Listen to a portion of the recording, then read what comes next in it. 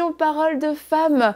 Toute cette semaine, nous allons voir, mesdames et mesdemoiselles, à quel point Dieu nous aime. C'est une série spéciale sur Dieu aime les femmes.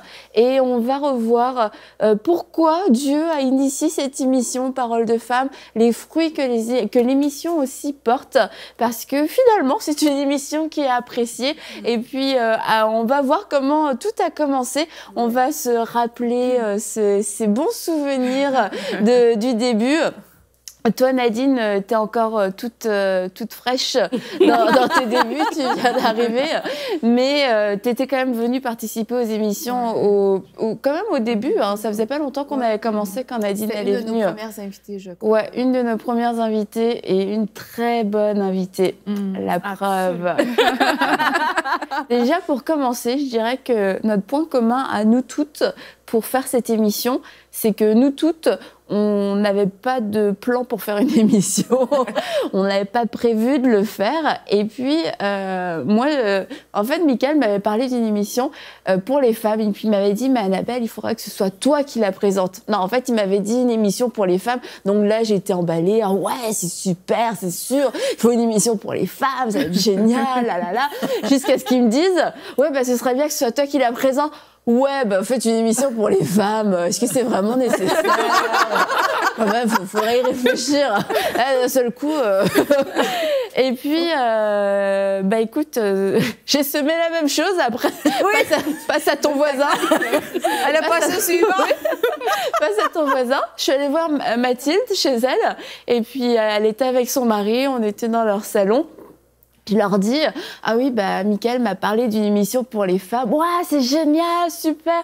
Ouais, puis il m'a demandé de l'animer. Ah ouais, c'est super. Là, l'excitation de Mathilde monte d'un cran en plus. Là, vraiment, elle se réjouit pour son ami et tout. Pasteur Joël, bah, il était là, il était content, mais bon, ça allait. Il était assez tranquille. Il était pour Max encore. Et puis là, bah, face à l'excitation de Mathilde, face à son entrain pour cette émission de femmes, je lui ai dit, puis bah, toi aussi, tu vas en faire partie. Et là, d'un seul coup, c'est écoulé. Et là, Pasteur Julien, d'un seul coup, il rentrait dans la discussion. Oh, mais c'est génial, c'est formidable, mais gloire à Dieu. Oh, mais Mathilde, ça va être formidable, ma chérie. Et là, Mathilde, je pense qu'elle avait juste envie de pleurer. Ben, je pense que j'ai pleuré. Ah oui, t'as pleuré. Je me suis décomposée, j'ai arrêté de respirer, j'ai fait toutes sortes de choses en même temps. Et puis après, j'ai dit non. Et là, Annabelle a dit... il n'y en est pas question. Et puis là, Annabelle a dit, ben vas-y, dis ce que tu as dit. Puis j'ai dit, bah si. Et apparemment, je ne pouvais m'obstiner. Apparemment, j'ai pas été capable cette journée-là d'avoir le dernier mot. C'est ça. Et je me suis retrouvée avec toi et avec Yveline et Anne sur le plateau de Parole de femmes, pas longtemps après, vraiment très, très, très rapidement après. Et c'était une expérience toute nouvelle pour moi, pour nous. Et puis, mon mari, ayant déjà travaillé pour la station de... Lui, c'était trop drôle, il trouvait ça génial. Il était hyper emballé, il était trop content. Il dit, ah oui, mais moi, j'étais à cette époque-là vraiment terrorisée par les caméras. Vraiment, j'étais comme incapable de réfléchir devant une caméra, d'avoir mes propres pensées. Je me dis...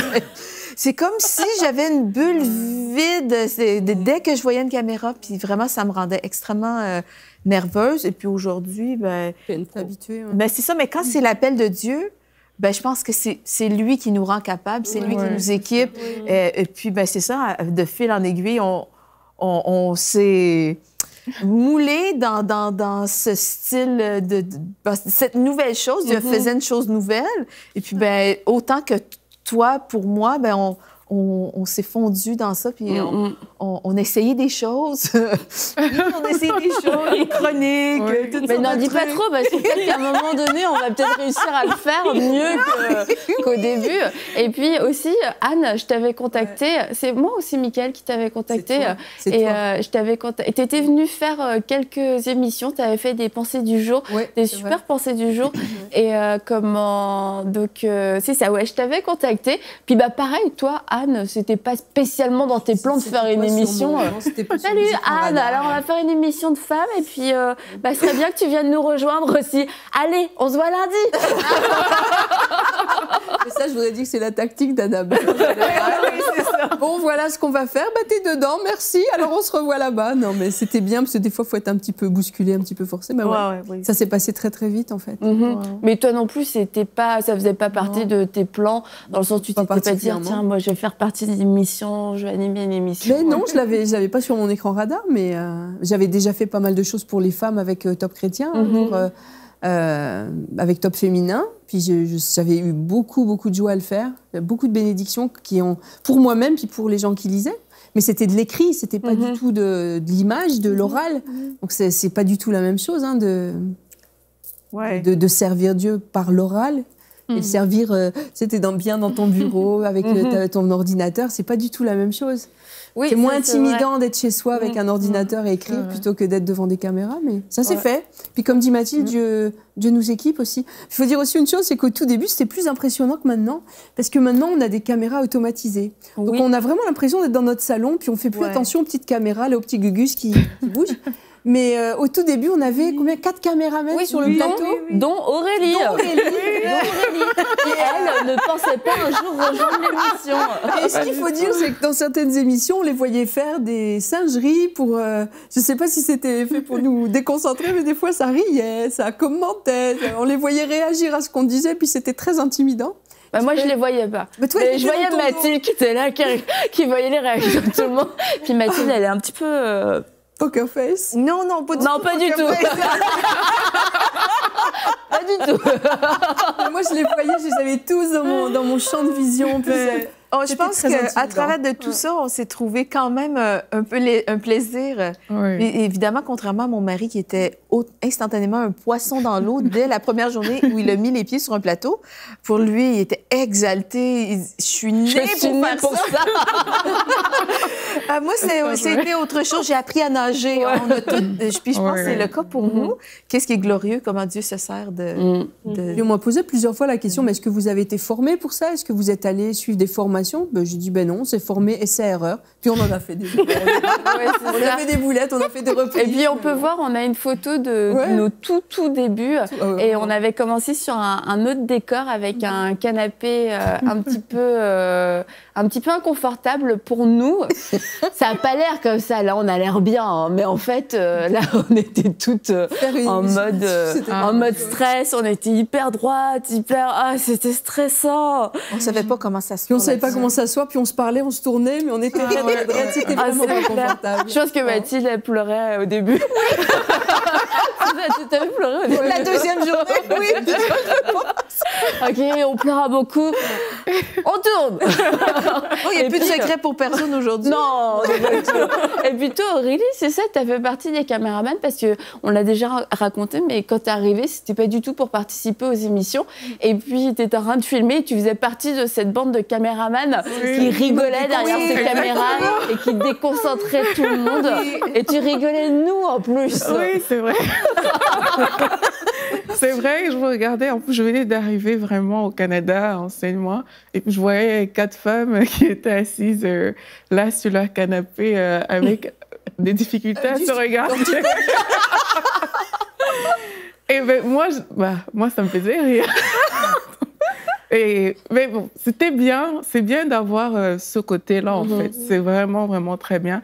Parce qu'on voyait en même temps la volonté d'apporter la parole et le fait qu'on se cherche, le fait que voilà, les choses ne sont pas encore comme on aimerait, les choses ne sont pas au point, mais aussi la persistance que vous avez, mesdames.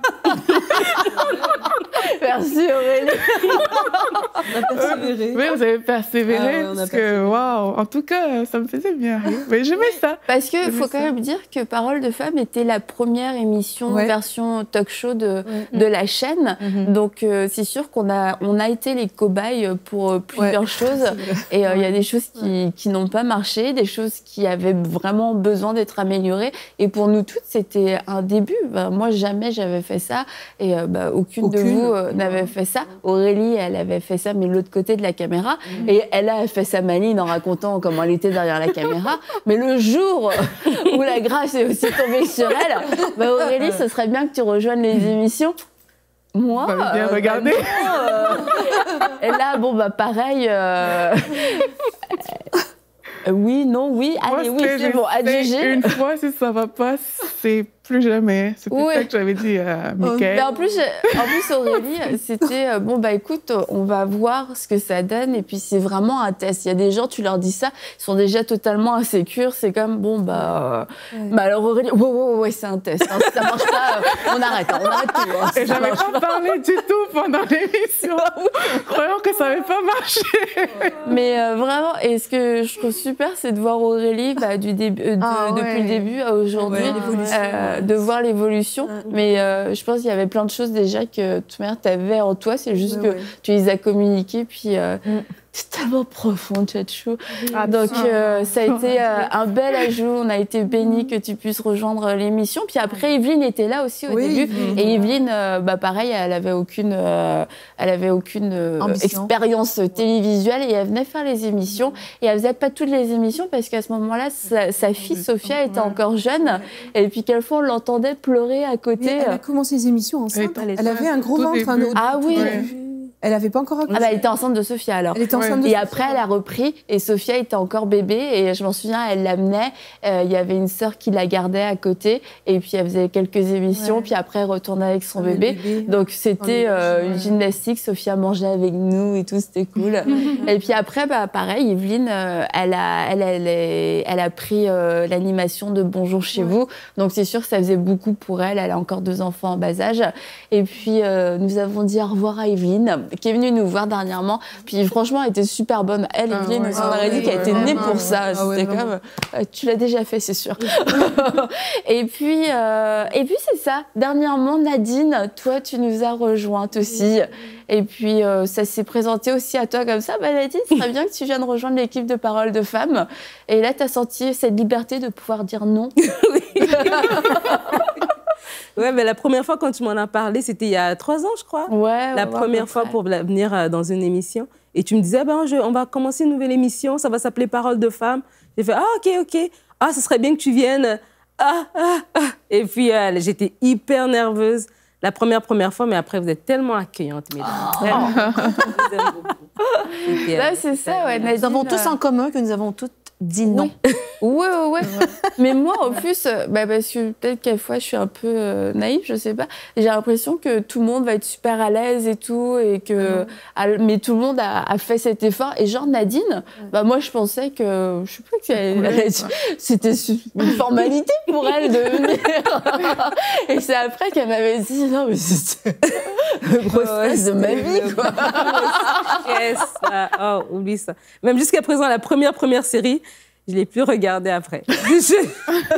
J'étais d'une nervosité, tu peux même pas comprendre. Mais comme tu dis, Mathilde, c'est ça, quand on dit oui, Seigneur, d'accord, je vais le faire. Et Dieu lui-même, il nous équipe. Il nous pousse. Il nous pousse. Et puis, il nous laisse pas en plan. Puis il nous fait faire plus que ce qu'on aurait pensé faire. Vraiment. Heureusement, parce que c'est quand même intimidant d'être sur le plateau. Nous, ça fait peut-être 500 émissions qu'on fait maintenant. Donc, il y a aussi une certaine routine qui s'est installée. Mais quand même, il y a toujours une pression. Parce qu'on se dit, ce qu'on va dire, il faut que ce soit pesé, il faut que ce soit juste. Il ne faut pas qu'on entraîne les gens sur des pistes, des voies de garage. Il ne faut pas qu'on les entraîne dans des choses fausses. On a quand même là une responsabilité. Ça, c'est vrai. Je veux dire, on n'est pas juste là pour parler de recettes de cuisine. Donc, on n'en parle pas. On n'en parle pas d'ailleurs. Très, très rares exceptions. Mais on a une responsabilité, même spirituelle. Donc, quand on commence à mesurer l'impact que ça peut avoir, nos paroles, on est prise de vertige et puis on a besoin du secours de Dieu. On a besoin que Dieu nous équipe, nous calme, nous rassure. Puis aussi que vous qui nous écoutez, vous priez pour nous parce qu'on a une responsabilité, on rendra des comptes à Dieu pour ce qu'on dit. On a besoin qu'on prie pour nous. Ah non, ça c'est vraiment parce que... Mais ça a été à la fois, peut-être on est arrivé, puis on se sentait pas forcément à la hauteur, pas forcément qualifié, mais finalement c'était bon pour nous dans le sens où on n'avait pas le choix que de dépendre de Dieu. Et même aujourd'hui, si on a déjà fait quelques émissions, on a encore cette... il y a encore le petit truc qui fait... On a du plaisir à faire les émissions. Au début, il y avait beaucoup de stress, moins de plaisir. Aujourd'hui, il y a plus de plaisir à faire les émissions, mais il y a vraiment cette responsabilité devant Dieu de dire dire des choses qui sont vraies, des choses qui honorent Dieu. Et on dépend de Dieu, on a dépendu de lui au premier jour et on dépend encore de lui aujourd'hui. Mais on arrivait tel qu'on était en fait, et avant tout pas comme des animatrices ou comme des super prédicatrices, je sais pas trop quoi. On est vraiment arrivés comme des femmes chrétiennes. Bon, ben, on aime le Seigneur, on a répondu à l'appel de Dieu. On ne sait pas trop comment ça va se passer. On s'est chacune assise finalement à nos places. Et puis, je pense que même en servant, Dieu nous a révélé des choses sur nous-mêmes, sur le don qu'on avait, les dons qu'on avait en nous. Et moi, quelque chose que j'entends régulièrement, c'est j'aime vraiment la bonne humeur qu'il y a sur le plateau. J'aime votre authenticité. Et c'était quelque part un pari à prendre, entre guillemets, parce que c'était facile de passer pour des femmes un petit peu c'est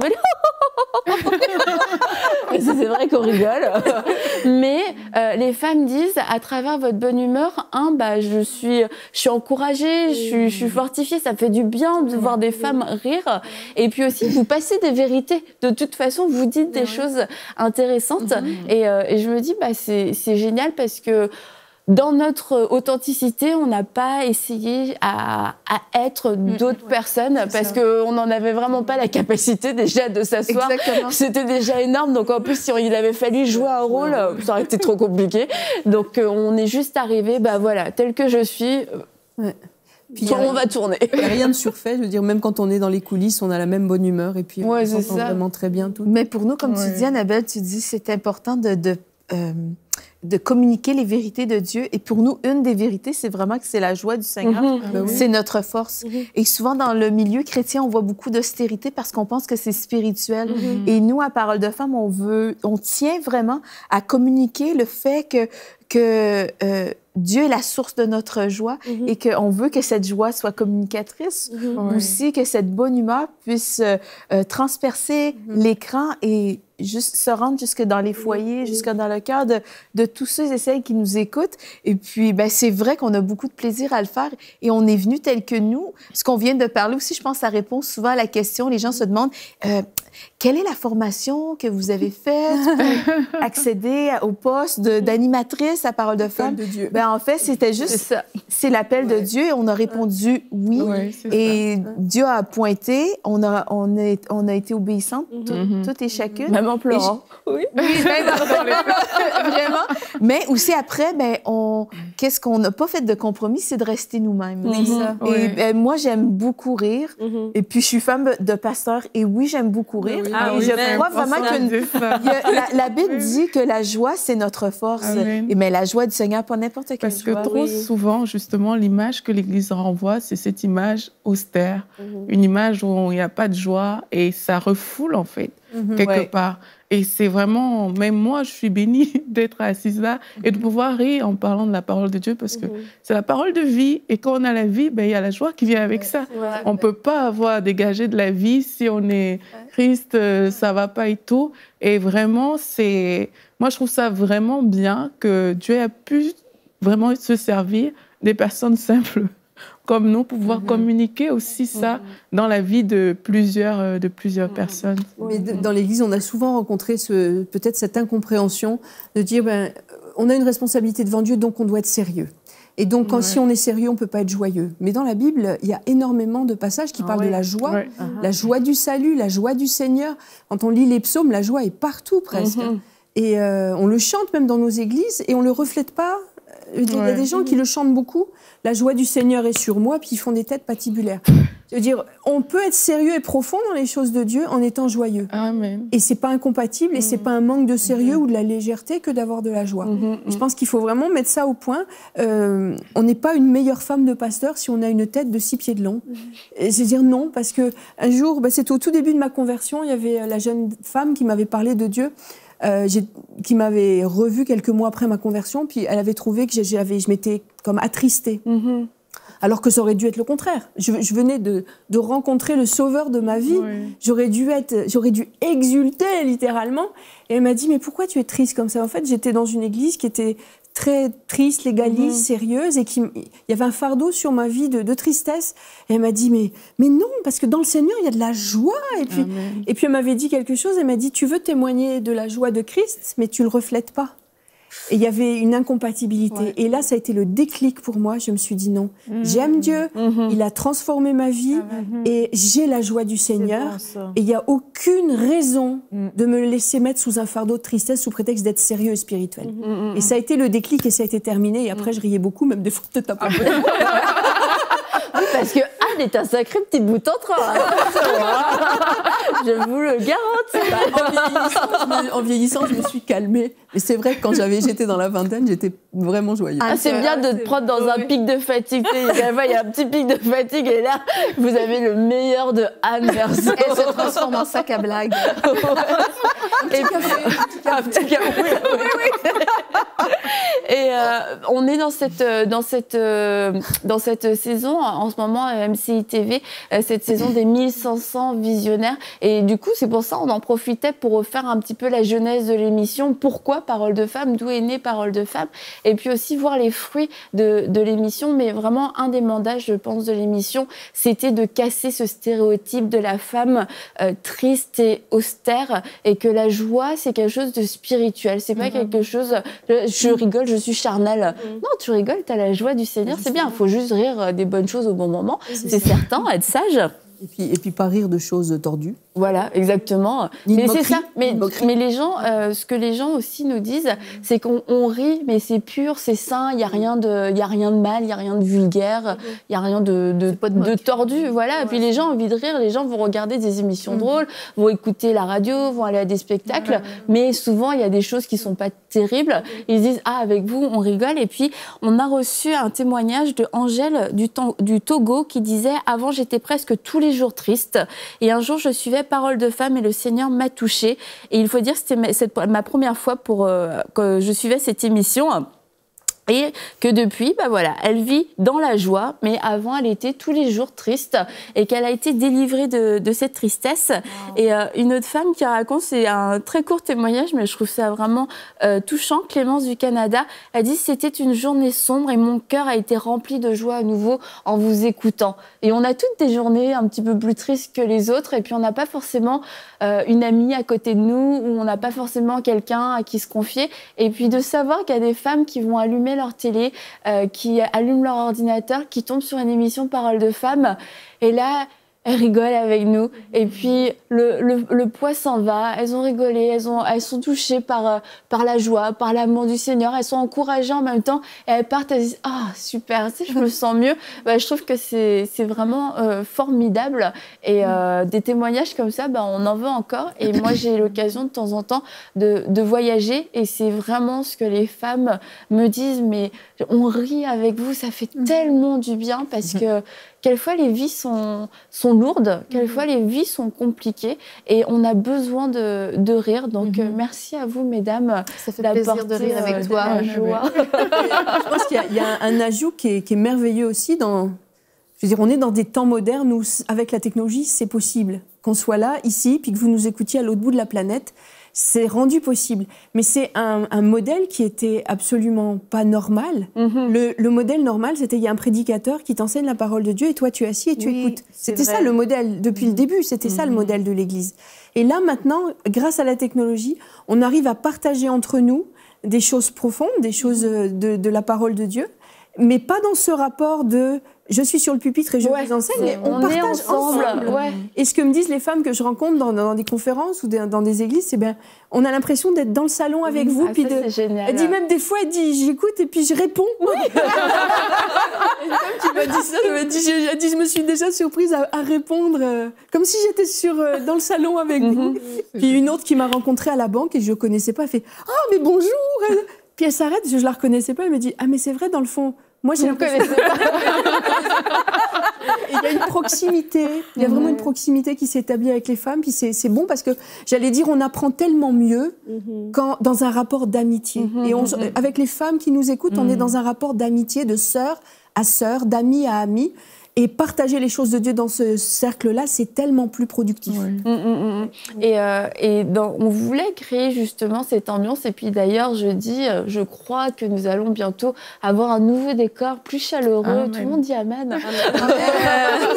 Il est beau, le décor. Oui, il est beau. Vraiment beau. Hein. Mais on a hâte à notre prochain décor un peu plus chaleureux, où les femmes pourraient être encore un peu plus avec nous. Mais c'était vraiment l'idée qu'on avait, comme tu dis, Anne, c'est d'avoir cette proximité avec les femmes, d'être entre amis, d'être en copine, on boit un café ensemble, on est ensemble, on se prend un petit moment ensemble et on échange, on rit, on partage, on pleure.